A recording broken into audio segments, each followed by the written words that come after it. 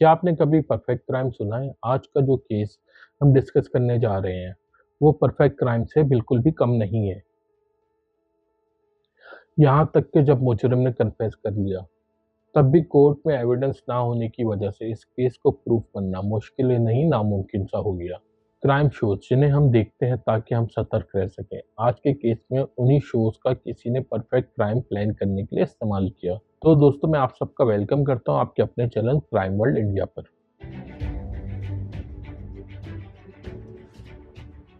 आप सबने अपनी ज़िंदगी में कभी ना कभी क्राइम पेट्रोल या सावधान इंडिया तो देखा ही होगा।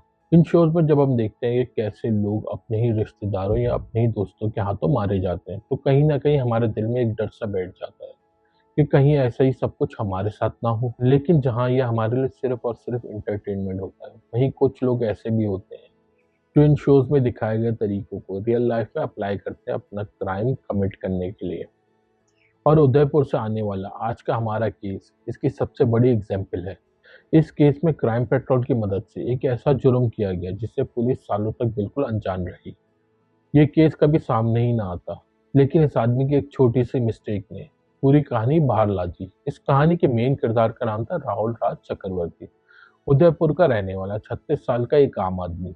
राहुल के फादर दिल्ली गेट के पास एक हनुमान मंदिर में पुजारी थे और राहुल मंदिर के कामों में उनकी मदद किया करता था।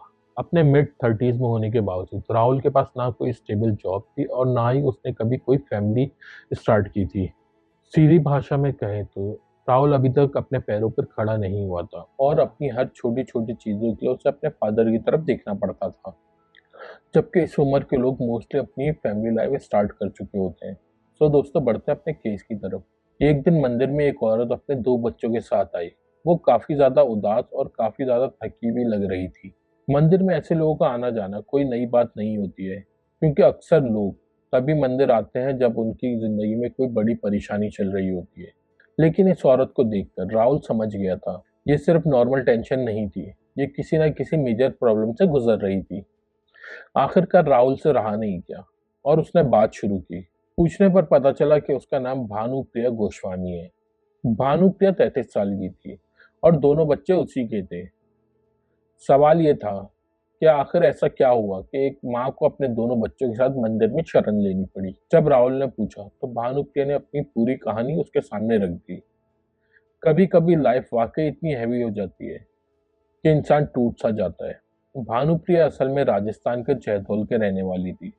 वो अपने पति नारायण गिरी गोस्वामी और अपने 2 बच्चों के साथ वहां रहती थी।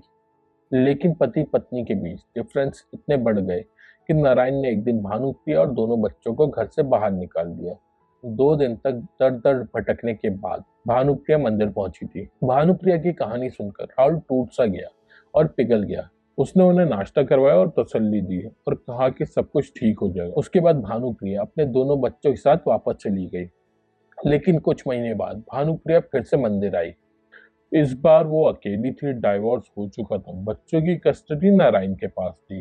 भानुप्रिया, जो 33 साल की एक महिला थी, मुश्किल हालात से जूझ रही थी।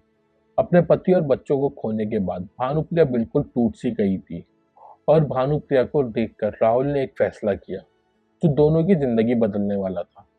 राहुल भानुप्रिया को पसंद करने लगा था और जब उसे डाइवोर्स का पता चला तो वो खुद को रोक नहीं पाया। धीरे धीरे राहुल और प्रिया एक दूसरे के साथ लिविंग रिलेशनशिप में आ गए। तब राहुल ने एक फैसला किया जिसने सब कुछ बदल के रख दिया। राहुल भानुप्रिया को लेकर उदयपुर से राजसमंद चला गया। वहां उसने टी लीव्स का एक छोटा सा बिजनेस शुरू किया और एक अपार्टमेंट रेंट पर लिया और दोनों बिना शादी के वहां लिव इन रिलेशनशिप में रहने लगे। भानुप्रिया को इलेप्सी के अटैक आते थे। अटैक के दौरान वो एग्रेसिव हो जाती और वो राहुल को बुरी तरीके से मारती पीटती और राहुल हमेशा मार खा लेता। 12 मई 2020 एक छोटी सी बात पर झगड़ा बढ़ गया। गुस्से में राहुल ने प्रिया का गला पकड़ लिया और दबाने लगा और जब एहसास हुआ तब तक बहुत देर हो चुकी थी। प्रिया मर चुकी थी।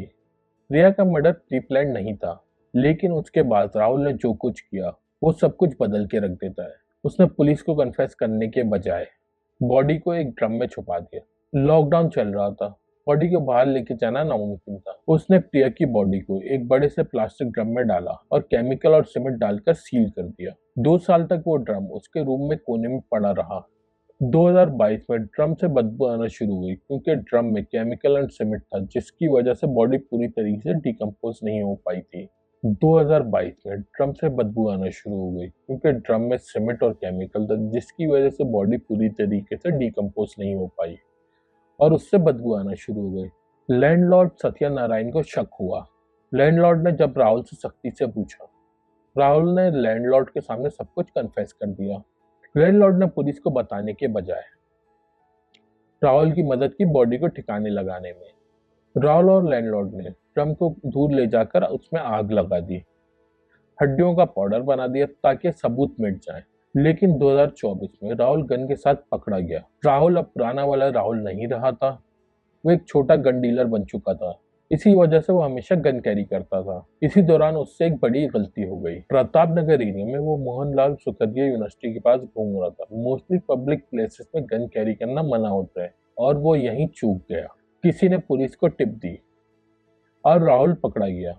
पुलिस स्टेशन में कुछ कांस्टेबल ने राहुल को पहचान लिया कि ये वही प्रीस्ट है जो हनुमान मंदिर में रहता था।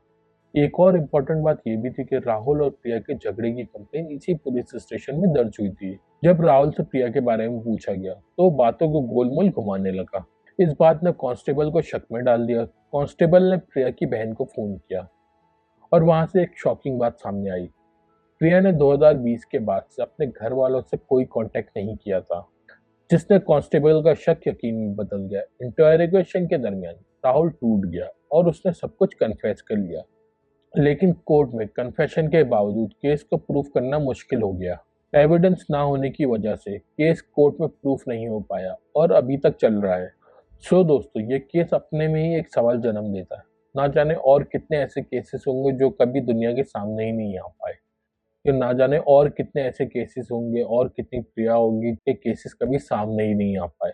सो दोस्तों, अपना ख्याल रखो। चैनल को लाइक करना, सब्सक्राइब करना मत भूलना।